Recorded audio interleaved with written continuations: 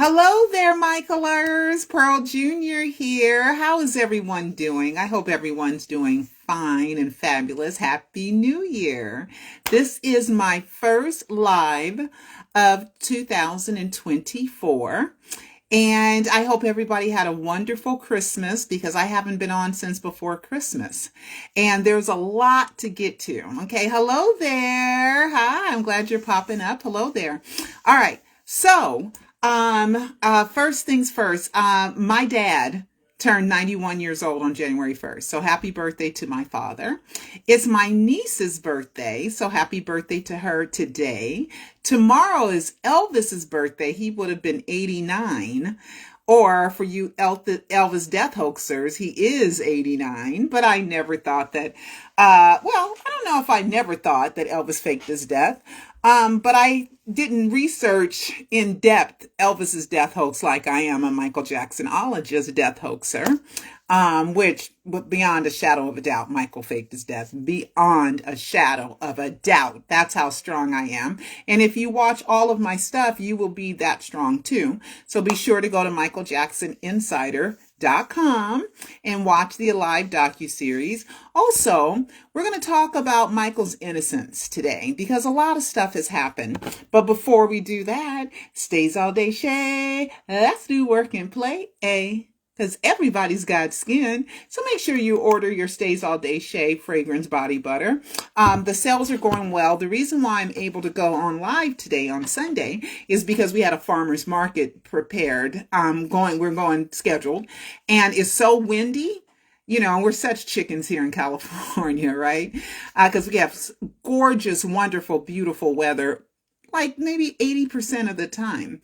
And it was closed down. Okay, because we have portable tents and they fly all over the place and our stuff flies all over the place. So it was canceled. So that's why I'm here today with you. And then I had a great long conversation with one of my friends from high school, which was really great too. But Elvis would have been 89 tomorrow. Okay, tomorrow is Elvis's birthday. Okay, so let's get to I want to show you Ruby, my granddaughter, and my father. That's my 91-year-old dad. And there's my granddaughter, Ruby, right there. We just took that picture on Christmas Day. Okay, let's get to Michael's innocence. Now, most of you guys know that I covered the Michael Jackson 2005 trial. Where's my badge? Michael Jackson's 2005 trial. And here's Cecil's credential. People have said it was fake. It ain't fake. And here's my credential. Especially it's foolish to say it's fake when I got a whole documentary where I'm recording on the grounds of the courthouse. It's just absurd. Anyway, and I, did 12 episodes of True Talk straight out of LA about Michael's innocence. And I knew Michael was going to be found innocent because I was in the courtroom listening to testimony. And that brings us to Jeffrey Epstein. Okay, Epstein, tomato. And apparently he killed himself a few years ago. He was a real rich guy, a financial guru. A lot of people went to him for finances. He hung around the rich and the famous. And a lot of his, and he's a pedophile. He liked young girls. And a lot of people went to see him, went and visited him, attended his parties because he was the it guy. And he was super rich. There's several pictures of Donald Trump. Donald Trump knew Jeffrey Epstein, pictures with Donald and Jeffrey in different outfits. So they've seen each other many times. And Donald even is quoted as saying, yeah, Jeffrey likes him young, but he did nothing about it. Okay. Did nothing about it. And so more young girls were raped, and his partner or his girlfriend, Ghislaine, I don't even know how to spell her name, Maxwell, she is in jail spending 20 years for pretty much child trafficking, recruiting young girls so they can give them a massage, and then the massage turned into sex, okay, of underage girls. And so there recently, like last week, there was a whole bunch of sealed documents unsealed. And apparently in a deposition, one of the girls said, they asked her, who all did you meet? You meet somebody famous? She said, yeah, I met Michael Jackson. I have it up. She said, yeah, I'll just read it. Okay, and I'll show you guys. And she was asked, so this has had people in an uproar, okay? I met Michael Jackson. Her name is Schoenberg responded. Oh, really? Where and where was that? Macaulay asked. At his house in Palm Beach, at Jeffrey's house in Palm Beach, she says. Did you massage him? Macaulay, Macaulay asked, and she says, no, I did not. Songbird responds, and it says, no illegal activity on Jackson's behalf is mentioned in the documents. Okay, so all the people who want kids to be molested and want Michael to be a child molester. So if they keep saying Michael's a child molester, when he was fully acquitted and never any DNA or anything that proved that Michael was a molester, even after being investigated 13 years by the FBI, and you know they put a camera in his house. You know they did. By the FBI, by the LAPD, by the Child and Family Services, a 13-week trial, Santa Barbara police. They came up with nothing, and thousands of reporters looking for stuff. And all you found was innuendo, assumptions, speculation, but never any proof, facts, evidence, or clues. And it really haunted Michael the rest of his life, okay? And the rest of his life continues to this day because we have the Wade and James case. So the person, I'm going to get to Wade and James in a minute because this is kind of affiliated. So the person that really knew Michael was his attorney. And Michael had financial difficulties, so Michael was seeking out people to help him with finances. And since Jeffrey Epstein was a financial guru, he ended up with a meeting with Michael, and Michael was thinking he had some answers. So Michael's lawyer's name was Samuel Ginn, and he was Michael's attorney. Okay, so he was the one that set that meeting up. Okay, doesn't mean that everybody who went to Jeffrey Epstein's party or is in a picture with Jeffrey Epstein is a child pedophile. It doesn't mean that. But people wanted to take that. Oh, Michael's mentioned. Whoa, see, and that means you want children to have been molested. Okay, why would you want such a thing? You know, I sat in the courtroom and there was zero evidence. And plus all Michael's girly magazines that he had been subscribing to for more than a decade were just, the jury was like, we're done. We see where his sexual interest is. It's in these girly magazines. And you know, we don't have nothing to show that he had sex with any boys. And I was there when they were showing Michael's girly magazines. And I brought my daughter with me. She saw it too. She was falling asleep. And then Katherine turned around and said, oh, yeah, it gets kind of boring because my daughter was like waking up because now it's a break. So Katherine, I was sitting right behind Katherine and Joe and whoever else came during that time. And that was my seat at the 2005 trial. And then I did a documentary, Michael Jackson, the Trial and Triumph of the King of Pop. Now, we're going to get to Jermaine, but we're going to get back to Wade and James.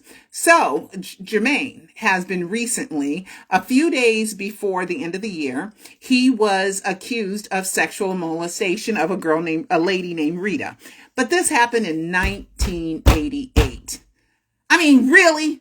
1988. Guess what? I think I want to complain now. I think I want to make an accusation now.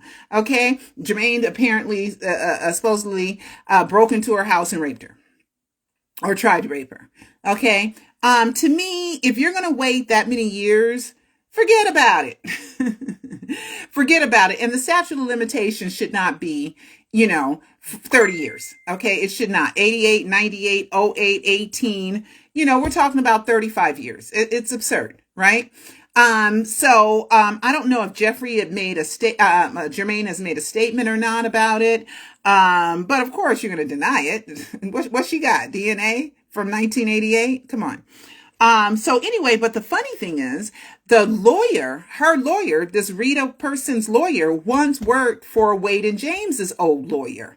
Okay. So that's a little weird, but The lawyer worked for them before the Wade and James accusation, but it's a small world with those big money award seeking lawyers. Okay. But anyway, so her husband, this Rita woman, her husband was friends with Berry Gordy. And Jermaine was married to Hazel, and during this same time was also having an affair with Margaret Maldonado. And Jermaine, in my opinion, would never sexually assault anyone, in my opinion. I don't know, but Jermaine thinks he's a Mac Daddy. All you got to do is look at him. All he got to do is be Mr. Superfine Jermaine Jackson of the Jackson 5 of the famous Jackson family, and he can get any woman he wants. So I do not see this woman, who is now, I don't know, very old, in her 80s, okay, being that irresistible that he had to bust down the door. I just gotta have you. Even though he was married to Hazel. They were trying, Hazel Gordy. Okay. Hazel Gordy. So her husband knows his father-in-law, and he's going to pick her to say, anyway. And apparently Barry, since they were married and it would hurt their name, and Jermaine was still signed to Motown, Barry apparently put it under the rug and paid for the story not to come out. But anyway, so he was married to Hazel in 1986. I think that they had a child in 87. And Margaret Maldonado had a child in 86, but they're only 3 months apart, the two children. So from 86 to 88, Jermaine is messing around with two women, got two baby mamas, and finally Hazel just had enough. So in 1988, she filed for divorce. Okay. But Jermaine's kids are, those by Margaret Maldonado and Hazel are only 3 months apart. December, I think, and then March. One was born in December and March. So it's 2 different years, but it's only like 3 months apart. So I do not believe it, but hey, I'm not there. Crazier things could happen. I don't know everything. I don't. But to me, I think Jermaine would probably think he could mac up on getting that if he wanted to. Okay. But hey, I don't know everything. Issa, Janet's baby. Oh my God. He's so cute. I saw him at Joe Jackson's memorial when I attended, and he was there for me to get a close-up, any kind of picture I wanted, and I didn't do it. I took a picture of somebody holding him, but not really showing his face, right? And I posted that. I have it somewhere, I don't know. But anyway, Issa, but there's a picture of him because, Janet hasn't had him in very many pictures lately. And so there's a picture of him right here that some paparazzi took and posted. But anyway, he just turned 7. I think I put 6 on there. Oh, he's so cute. He's so cute. Okay. But that's Janet's baby. And Janet loves that little boy. Lord have mercy. Janet loves that little boy. Okay. And she should. Okay. And it's like mother love. We all love our children, right? We all love our children. So happy birthday to him. He's 7. Okay. Now, there's been Taylor Swift mania, right? And she deserves it. And let me tell you guys a little bit how slick Taylor is. Okay. She wanted to get her master's, and they wouldn't let her have her master's. So what she did was she re-recorded her old songs and made them new masters, and she put them on the market, right? It's a brilliant move. And then she educated her fans because she has a huge following. How many Instagram followers does Taylor have? Let me go to Instagram. I know it's hundreds of millions. Let's see.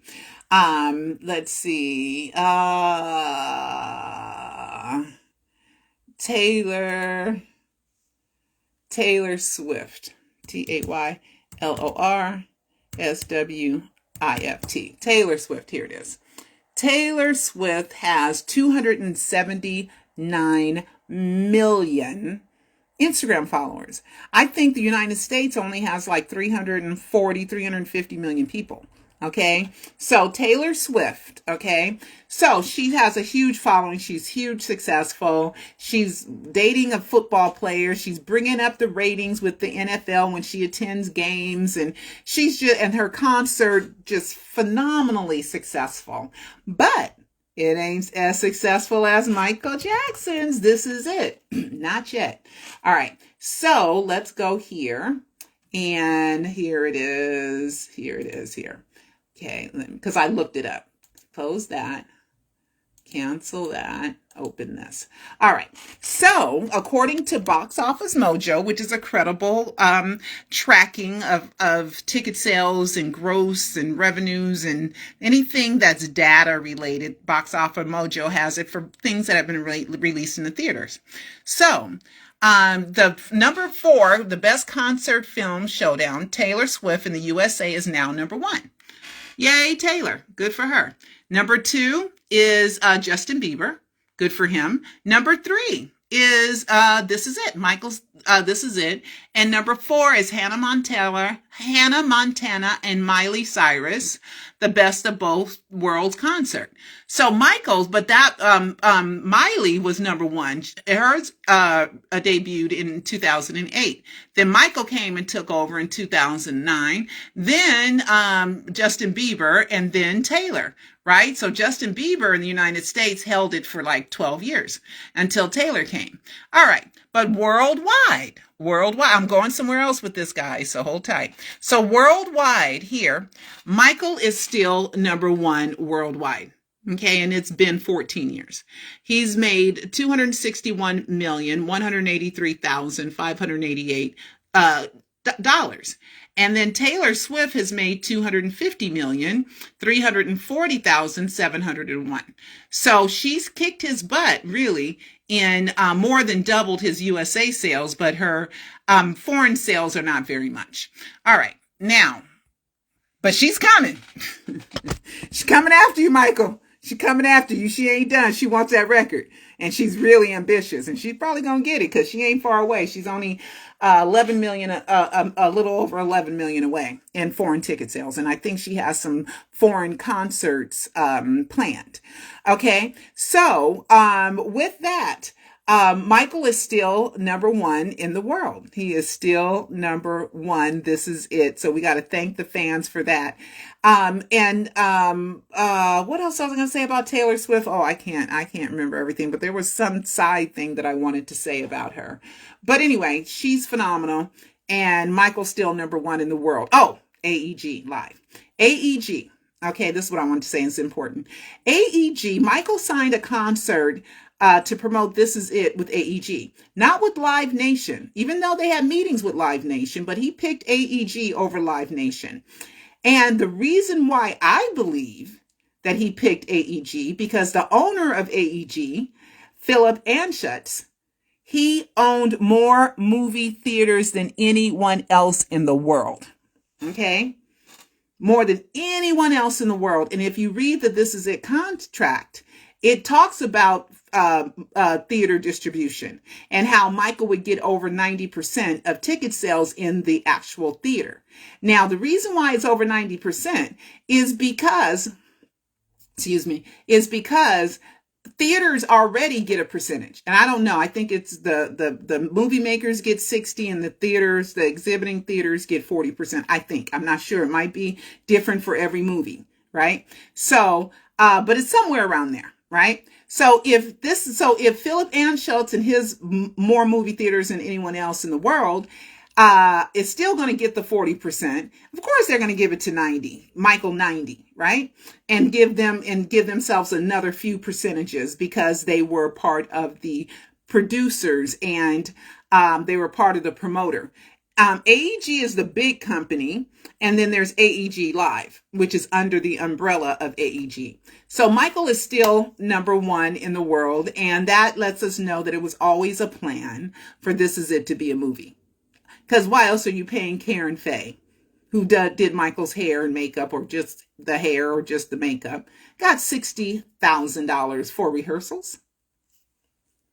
Michael's trying to look good. They was always supposed to be a movie. It was always supposed to be a movie. Okay. Because Michael planned his whole death hoax. Okay.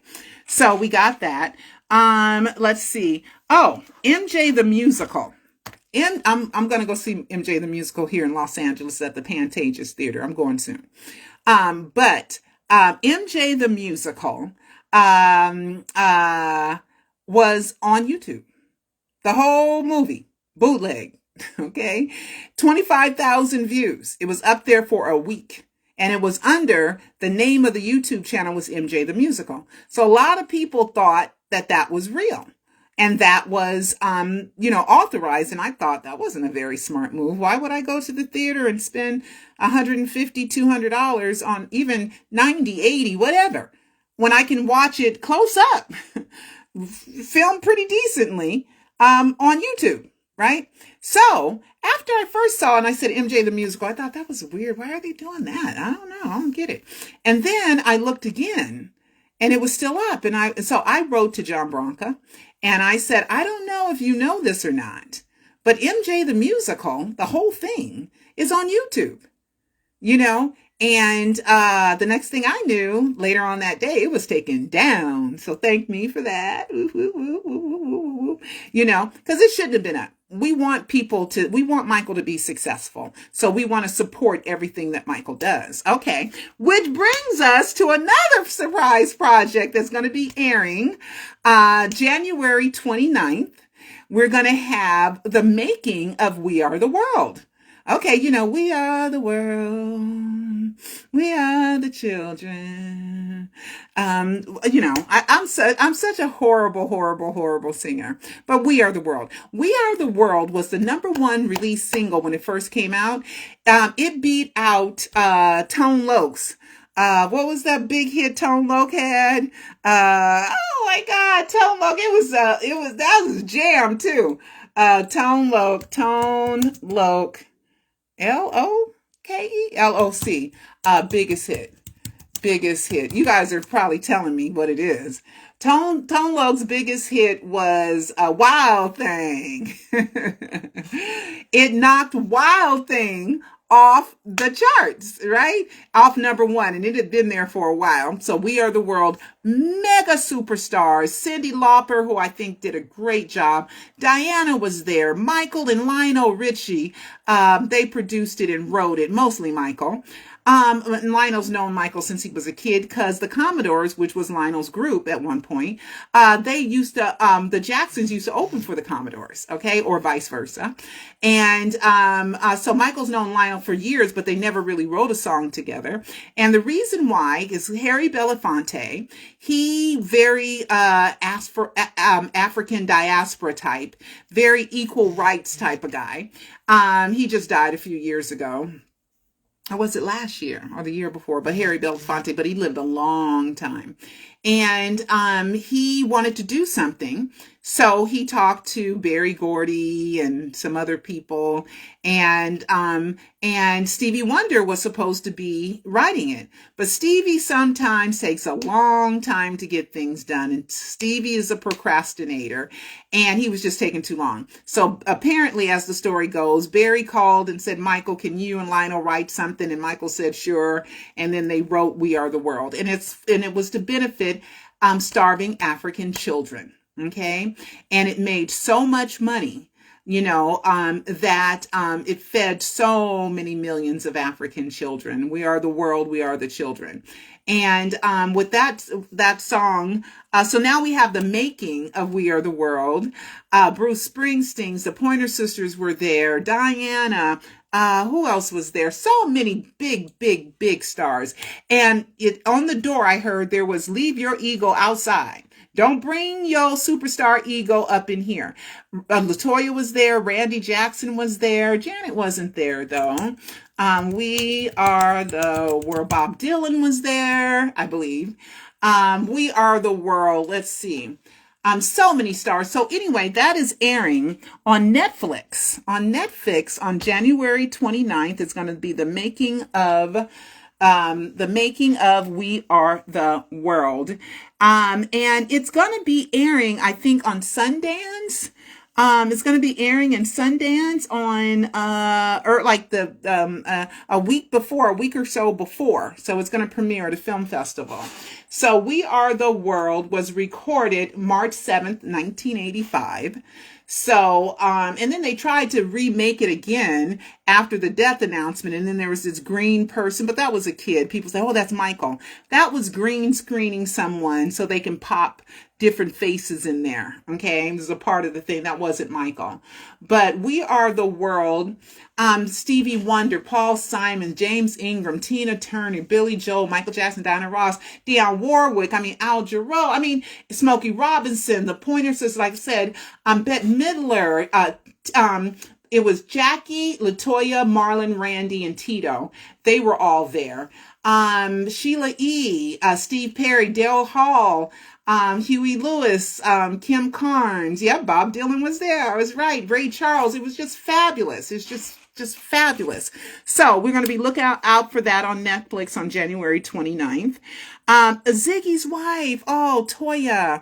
Oh my goodness. Ziggy's wife we got to say prayers for her. She's fighting breast cancer right now. Okay. So, we wish you the best, Toya. We really do, girl. We wish you the best, girl. Don't worry. A lot of survivors from a lot of remission. It's not a hard thing to do. Okay. It's not hard. Okay. So you're going to beat this. You're tall. You're strong. You're young, and we're rooting for you, Toya. Okay. So, we wish her the best. Just a little side note, Paula Abdul, there was a law that if you had some type of sexual assault thing before a certain year, you had until the end of the year of 2023, which was a week ago, to file your case. So it was this read-up for Jermaine and also Paula Abdul. She said one of the producers for American Idol, Nigel something, Lithgow or something, she accused him of sexual harassment. Could be possible. You think Paula was, very loopy, which she was, but so that's just a little side note. Let's see, Katherine Jackson. She remember she didn't want a certain she didn't want the estate to take on a certain secret project. And she apparently hired lawyers to fight that special project. Now, throughout the years, Katherine is wonderful. We love her. She's 93. She's going strong. We love Katherine Jackson. Love her, love her. She is the talent. She is the one with the voice. That the kids inherited her voice. It was Katherine who was the singer. It was Joe who was the musician, knew how to play instruments, and he could hold a tune too. But it was really Katherine who had all that talent in her. And if Katherine didn't catch polio as a kid, could you imagine what she could have become? But you got to have a Joe Jackson to break down those doors, boy. Okay. So Katherine Jackson, she was wrong. She didn't think the first songs by Motown, I think were ABC, The Love You Save. Let me see, first Jackson 5 released songs on Motown. Now they were on Steel Records too, and Big Boy, that was their first song where Michael was really little, and they were singing that. I Want You Back. I Want You Back was the Jacksons' first song. So when she heard it, she thought it sounded like noise. She was like, no way is that a hit. And she disagreed with them. And Berry Gordy was like, let me handle this, is what I do. And sure enough, it was a big, gigantic hit. I Want You Back. The Love You, their consecutive #1 hits on Billboard Hot 100. I Want You Back, ABC, The Love You Save, and I'll Be There. Okay. And then Mama's Pearl. Mama's Pearl. That was their first #2. That was #2. So that one didn't hit #1. That was #2. So she didn't think that those songs were good. She was wrong. She did not think that John Branca was old enough to be Michael's a lawyer, right after Off the Wall. And but at the time of Thriller, I think is when John Branca got on board. She was not quite right about that. She also, what else was it? She thought that Bronk was Quincy Jones. When Michael said, hi, after Wiz, I'm hiring Quincy Jones to, be my producer on my next albums. Katherine thought Quincy comes from jazz. He's a little too old. Maybe you shouldn't do Quincy. So she was not right about certain things, and we love her. And I'm sure she was right about a trillion other things that she gave them advice on. There's Michael and Janet, there's a video of Michael and Janet writing Scream, and they're on the bed and they're writing it together. And Michael says, Mother's going to say, you shouldn't have done it, Janet. I told you not to do the song with Michael. I told you, So so they do listen to their mother, but Scream was a big hit, but it wasn't as big as they hoped it to be. I think it's a great song. And the video cost Michael like the most expensive video in the world, music video in the world, like $12 million or something crazy, but she didn't want to do a project. And I'm thinking it's the Michael Jackson biopic because I know it was at a budget of $75 million, but I'm not sure if it stayed there because there was a strike. Remember? And everybody gets a raise. So that 75 million might be 78 million by now. So maybe it was that. But anyway, I think it's elder abuse. I'm going to tell you the elder abuse. I think it's elder abuse because, that lawyer of Catherine's want to charge her $561,000 for that? To represent her against her own estate? $561,000 is the law bill? And they're still doing the project? I think they're still doing the project. It's a secret project, so I don't know. And I'm just guessing that it's the Michael biopic because it's very expensive. Okay? So $561,000? Elder abuse, because it should not cost that much money to fight something as simple as that. Okay, it's not complicated. All right, but anyway, the estate is saying we don't want to pay that, but that's Catherine's money. It ain't your money. It ain't your money. It's Catherine's money. So everything is not always as it seems to be. Okay, I have to tell you guys something that I've mentioned, but I haven't really talked about a lot. All right, I sued a hater. I sued someone, and I sued them March 2020. We had a trial December 27th, and she pretty much said what she did was stupid. I mean, and she was wrong, and so much she had to admit to, right? She had to admit that she was wrong. I proved that she was wrong. I mean, just trying to destroy every aspect of my life. I had an outside job. She wrote a letter to my outside job, that made me quit, the job, because of course, Pearl thinks Michael faked his death. She thinks she recorded some lady outside of the Havenhurst house when she was just a fan. You don't know who she was. And I was down the street enough to where you couldn't know who that lady was. Okay, you could never pick that lady out anywhere driving down the street because I was down the street. Now, I could have went closer. A lot of people don't understand why I do what I do. I do things ethically and morally all the time. And I'm always trying to be a good person and do things right and tell you the truth, no matter if it's good, bad, or even if you don't want to hear it or you do want to hear it. I'm going to give you guys the truth, the facts of the matter.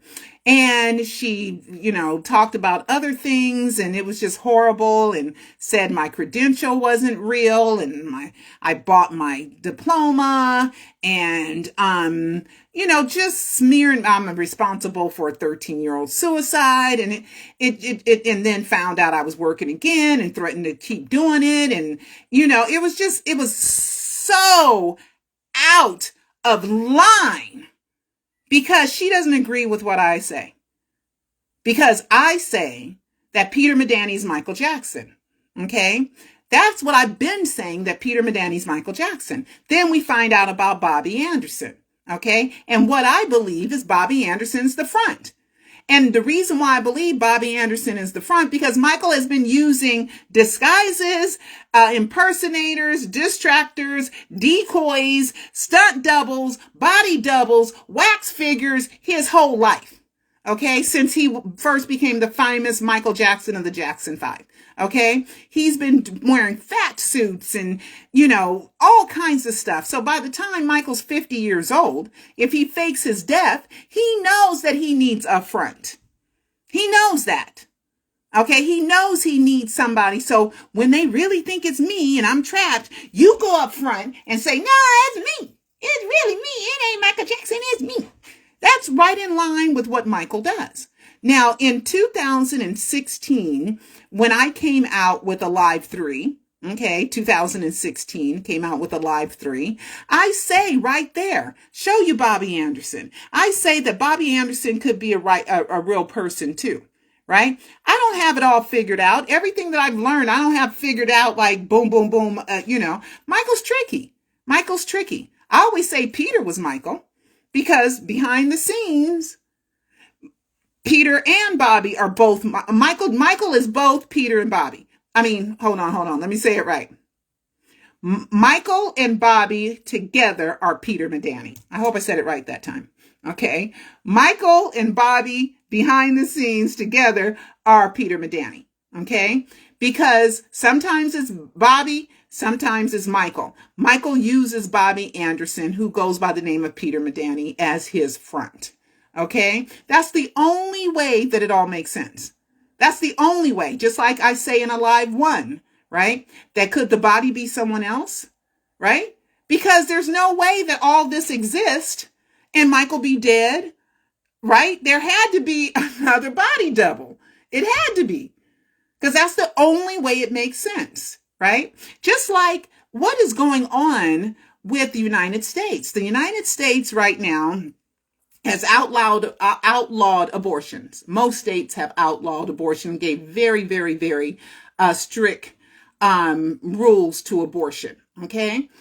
Also our borders, we're letting in more people than we ever have before. So that tells me common sense. The United States needs more people. Period. We need more people. We are having a decline of people, right? A decline of people for various reasons. I know a big reason, but if I say it, I think I'll be hated forever. But there's reasons why our population is declining. Okay. So therefore, if you get pregnant, we're going to do the best we can to make sure that that baby is born because we need people here in the United States. In December, more crossings than ever in our southern border, which is Mexico, California, and Arizona. Okay. I think those are the border states. Okay. We need more people. We need more people. So whenever you're trying to get things complicated, you're like, why? Just think of what it is. What it is. What does abortions do?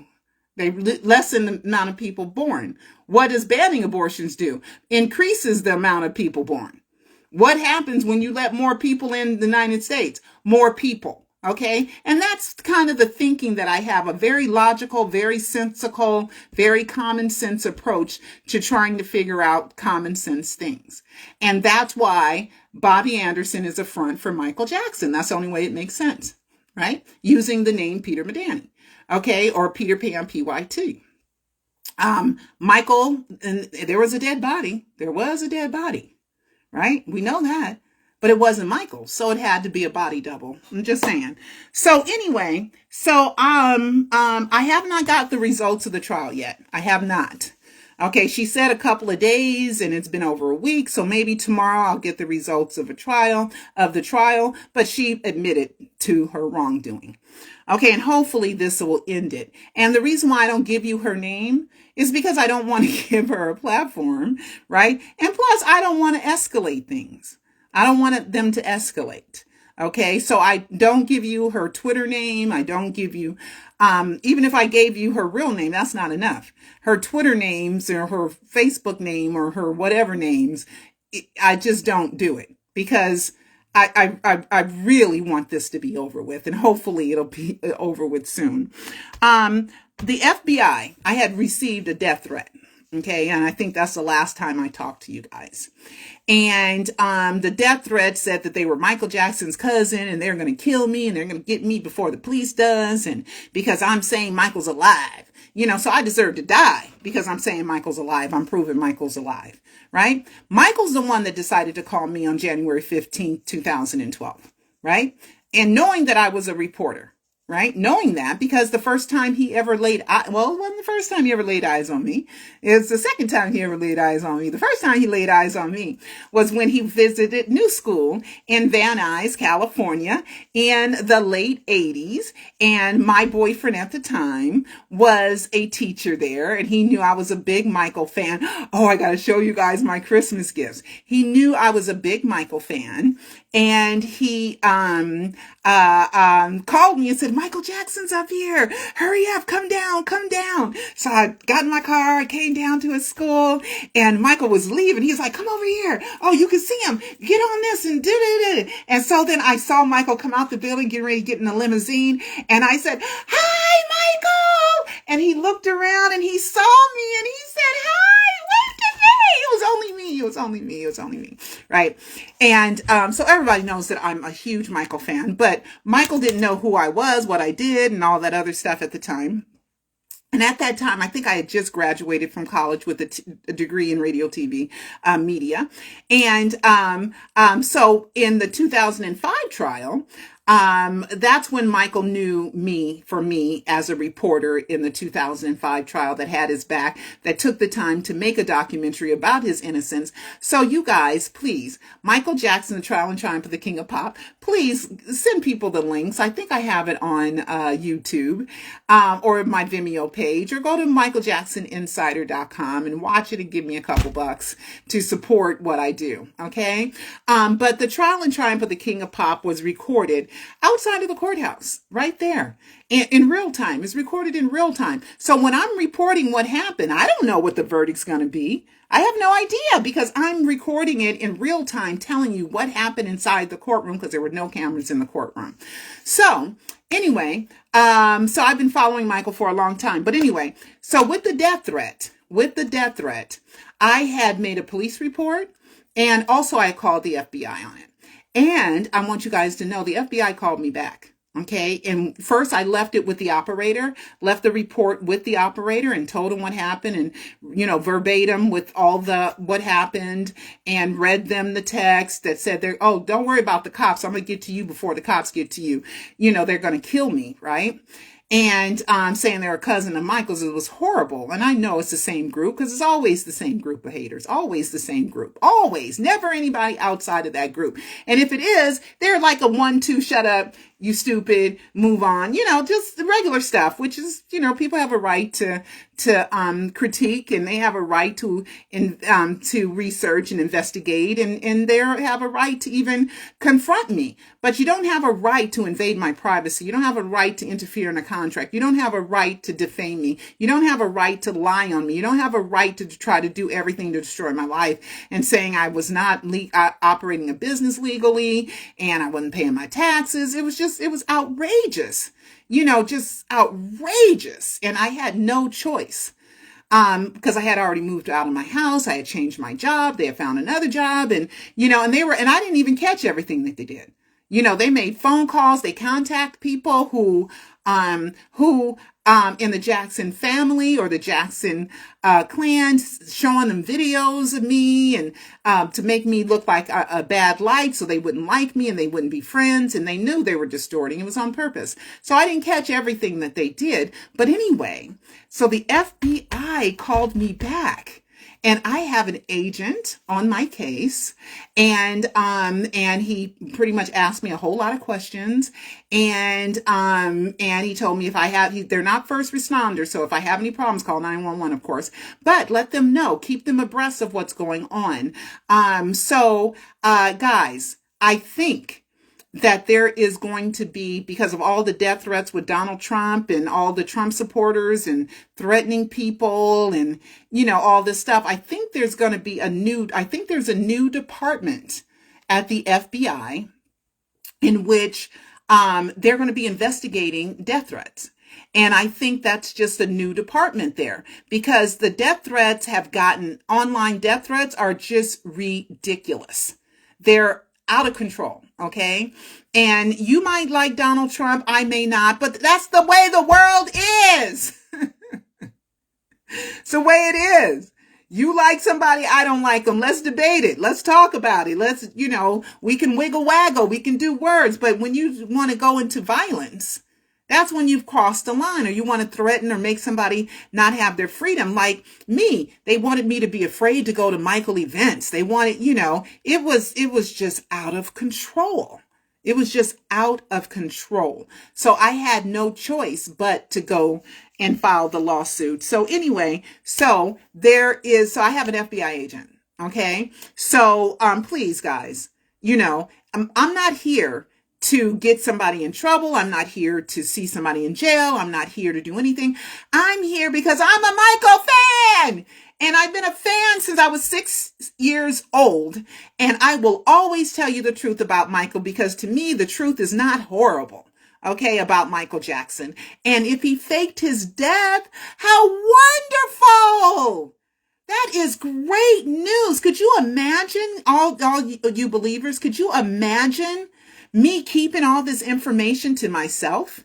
And you guys not, it's the light from my computer. And you guys not knowing everything that's in Alive 1. Is Michael Jackson really dead? Alive 2, The Great Escape. Alive 3, The Living Dead. Alive 4, the missing pieces. And Alive 5, which is Michael Jackson Survives and Thrives. That's going to be Alive 5, which we're working on now. Could you imagine if I kept all that info to myself and I didn't share it with you guys? That wouldn't have been right. That wouldn't have been fair, right? That wouldn't have been our collectiveness of Michael. And how many fans have I stopped from grieving, right? Because you can look at the information yourself. And you can decide yourself if you want to believe Michael faked his death or not. This is my conclusion, but I present facts, proof, evidence, and clues that Michael Jackson faked his death. He planned it for years. He wanted to do it during Invincible. There's so much setup clues, all the clues with the family members, Paris, Prince, and finally BG got in on it. Even a clue from Katherine, clues from Joe, clues from the brothers and sisters. I mean, it's just, Latoya watched the Illusionist movie, which is about a fake death. And Brett Ratner, which was Michael's friend, I just posted that. He did a movie. Let's go to Facebook. He did a movie and it was about a fake death. It was about a fake death. Hold on. It was called Red Dragon. And it was a memory that I did from 2019. And MJ's friend, Brett Ratner, did a movie about a fake death was in it. I mean, so it's fun, right next to the Michael Jackson 1 theater is Skyfall, a restaurant called Skyfall. I'm talking about next door, right? Skyfall. And Skyfall is the name of an FBI movie about James Bond faking his death. I mean, we can just go on and on and on and on and on and on and on about all the wonderful clues and all the facts and the proof and the evidence. And I went through the autopsy some more, guys, and got more proof that that dead body wasn't Michael's. Okay. So there's so much good stuff that's coming in Alive 5. I'm really excited about it. I want it to come out when the Michael biopic comes out. That's when I want it to come out. And the Michael biopic, they're not filming. I think they're going to start filming the second or third week of January. And so they're going to pick back up because Hollywood closes down for like 7 weeks, for the holidays. But hold on, guys. I got some I'm going to show you my Christmas gifts. Hold on. Let me get them.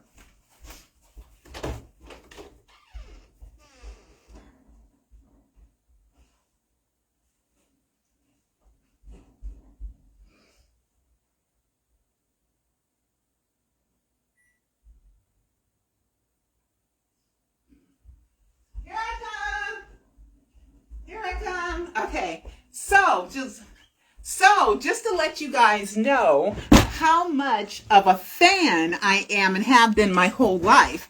I bought this for myself.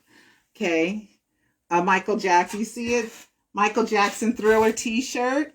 Okay. And it has a little bling right here, the belt. And then she blinged out the name Michael Jackson. Michael Jackson's Thriller. So I bought that for myself for Christmas. At a farmer's market, somebody was selling it, so I had to get it. Okay, and Ruby, my grandbaby Ruby, she got me this. She knows how much of a Michael fan I am. It's a sweatshirt. It's a Michael sweatshirt with his signature. This is the signature that's on the wheel. Okay, that's on Wikipedia. I mean, come on. How is his will signature a signature on Wikipedia and is widely available? I'm just saying.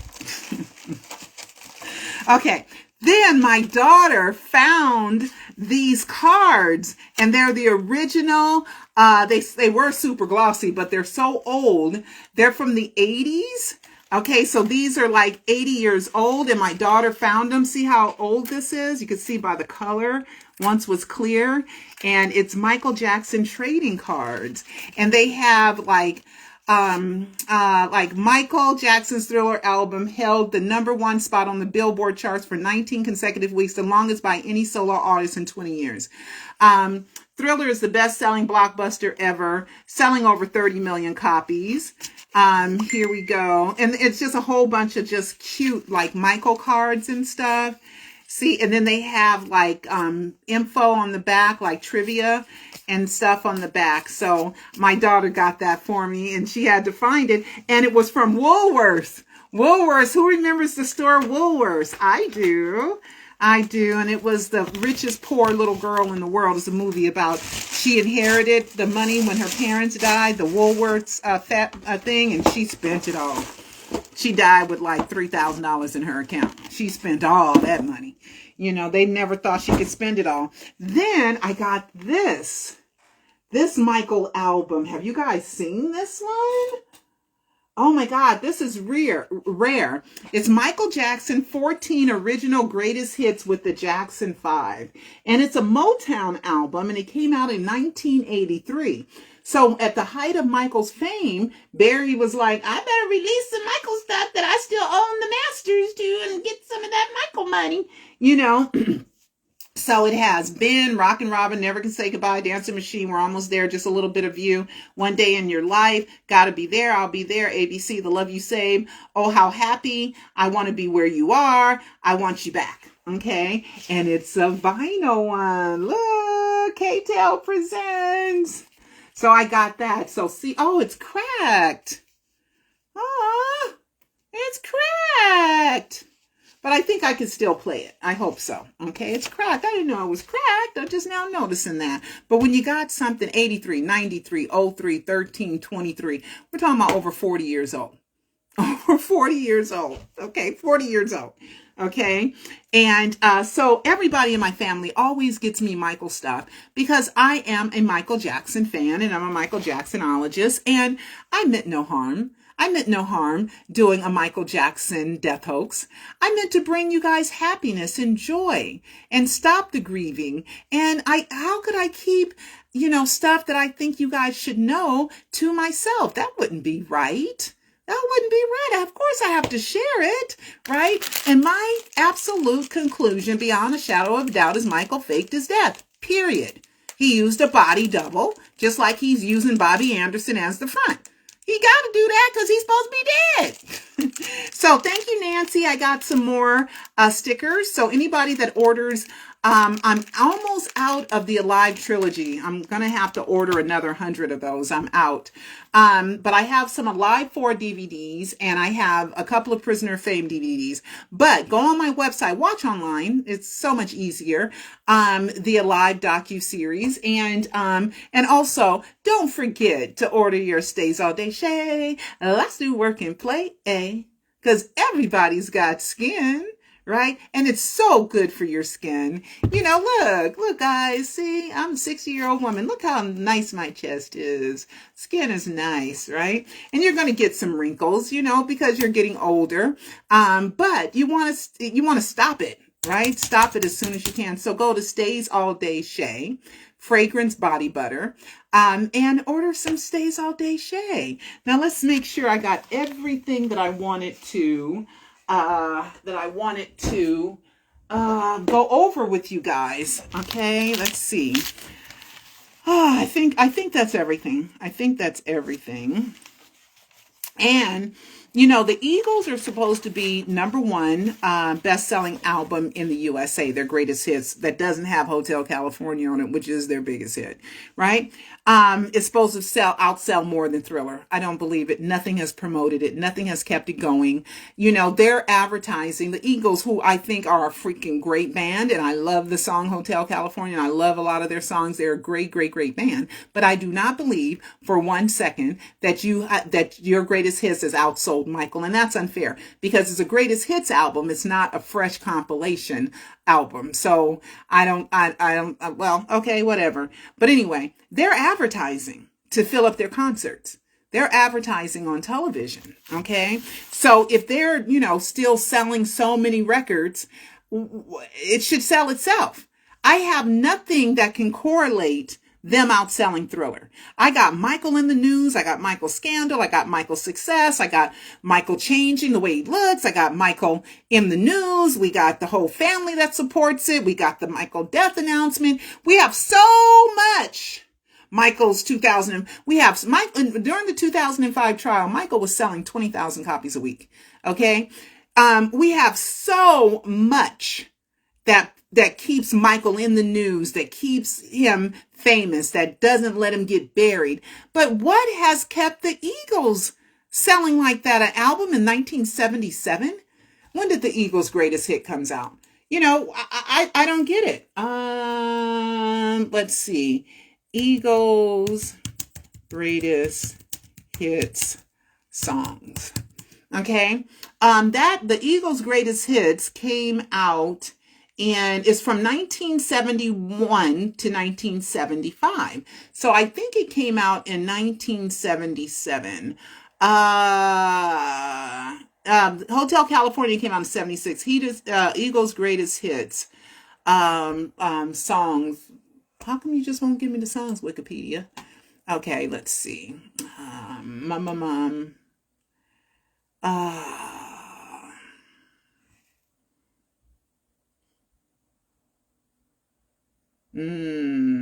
The compilation. Okay, here it is. The Eagles. I don't want that. Let me do just Wikipedia because, you know, even though Wikipedia you can't trust because they still got his name Michael Joseph Jackson when we've all sent him evidence that the name is. Oh, I went down. Oh my God. Oh my God. I almost forgot. I hate that a few people left because they thought I was winding down. Oh my God. I almost forgot. I went down and looked at Michael's original the original death certificate without any blacked out areas. I went down to the Hall of Records and there are no signatures on that death certificate. No signatures, just like I said. I said because it, you know, was blacked out on the signatures, right? Forrest Lawn didn't sign it. No one signed the death certificate. It is not signed by anyone.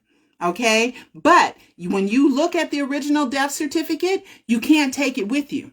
Okay. They just let you look at it and take notes. You can't take it with you and you can't take a picture of it. Okay. And, so there's nobody signed Michael Jackson's death certificate. It's not signed by anyone. By anyone. Right? So I saw that, right? And so you have to order it. And then when I was going to order it, right, they said, oh, it's going to be this where people sign. It's going to be blacked out like it is on the other ones. And I said to the clerk, I said, well, what if there's no signatures there? She was like, I don't know. I'm just work here. I just process paperwork. I have no idea. Right. But there's no signatures on it. I'm going to show it to you. But anyway, the Eagles' greatest hit came out in not the very best of the Eagles. Not that. The Eagles' greatest hits. Where is the album? The very best of the Eagles. That came out. I didn't ask for that. The Eagles' greatest. Anyway, that came out in 2003.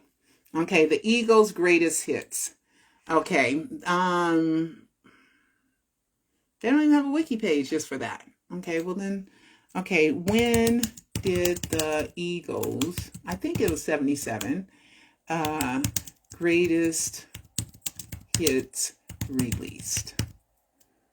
Okay, the Eagles' greatest hits released 1976. It came out in 1976, February 17th, 1976. So, what kept an album selling that many copies? So when they were first released, how many, did they sell a lot the first week? Because I'm still not getting or seeing anything that correlates how the Eagles' greatest hits outsold Thriller. I just can't. Please, somebody send me something. Okay, don't send me the regular stuff. I'm talking about something exceptional that's bigger than Thriller to make it sell more than Thriller. So only that, okay, guys? The regular stuff, I already know. Okay, so the Eagles' greatest hits, how much did it sell the first week? Okay, 26 times platinum. Sold more than 26 million copies domestically from its release until the end of 1999. Okay, so that's what they say, but how do they prove it? Because I don't know. Just old people are just buying the album over and over and over again. I mean, I just don't get it. Okay, I just don't get it. But anyway, it supposedly how much did it sell the first week? Well, I'm going to do some more research on this, okay, guys? And then I'm going to do a little comparison. But anyway, yeah, I went down there. There's no signatures. Let me look up the death certificate. Let me tell you where there should be signatures that are required by law, okay? Death certificate. I'm so glad some of you guys stayed because I almost forgot to bring that up. That's a big one. Yep, I went down there and saw the original with no redactions. Okay? And there are no signatures on that death certificate. Okay? So here, let me show you the one with the one I'm talking about. None. Zero. Now he's listed in their file and database as Michael Joseph Jackson, and we know that's not his name, right? Come on. Oh, man. Oh, I don't have it plugged in. I don't have my thing plugged in. I was like, how come it ain't opening? Okay. There are no signatures on it. There are no signatures on that death certificate. Okay. Here it is right here. Let me show you. Okay. See this right here? Oops. Where'd you go? Hey. Okay. Here it is. Let me show you. Yes. Finish. Okay. Here we go. See right here? Signature of the persons at Forest Lawn. Her name is Nilma Lopez. There's no signature. Janice Young, no signature. This person here, no signature. There's no signatures on this death certificate. Okay? I looked at it, and there are no signatures on that death certificate. I wanted to take a copy so bad, but, I get in trouble. Okay? There's supposed to be signatures. Sorry. There's supposed to be signatures with the embalmer. No signatures. How are they going to explain that? And the way they named and identified the dead body was through a driver's license. Michael don't have a driver's license in the name of Michael Joseph Jackson. It's got to be in the name of Michael Joe Jackson. Because TMZ went and got the most recent driver's license. And we got the other two. Okay? And they're all in the name of Michael Joe Jackson. So, something, come on. I don't make this happen. We just research it, right? And I went down to the Hall of Records and I looked it up, the recorder's office, and there ain't no signatures on Michael Jackson death certificate. And I am happy about it because that further proves every time I go a little step further, don't think I ain't scared to find out, oh, you're wrong. It's always heart beating, but I'm going to do it though. It's always heart beating, right? Like, oh, what if there are signatures? What if I'm wrong? What if I'm, but I try to be as good as I can before. Okay. But I'll get my butt up And I'll go down to a court case, or I'll go down to a trial, or I'll go down to the Hall of Records, or I'll go down to an event, or I'll go somewhere to get you guys the best possible accurate information I can to prove that the king of pop, living as king, right, Jermaine? On the back of Jermaine's shirt, living as king. I didn't make that happen, but anyway, there's no signatures on it. Nobody signed his death certificate. That is so funny. All right, then. Well, guys, I will talk to you later, and have a great and prosperous new year. And if I think of anything else, I'll come back on.